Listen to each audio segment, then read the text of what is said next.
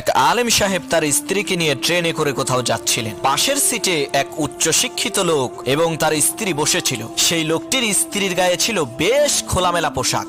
এক সময় ওই উচ্চশিক্ষিত লোকটি আলেম সাহেবকে শুনিয়ে বলতে লাগলো, মোল্লারা তাদের নিজেদের বউকে আবদ্ধ করে রাখে, তাদের কোনো স্বাধীনতা নাই। তখন সেই আলেম সাহেব বললেন, ভাই আপনার ওই ব্যাগের মধ্যে আছে কি? লোকটি বলল, কেন?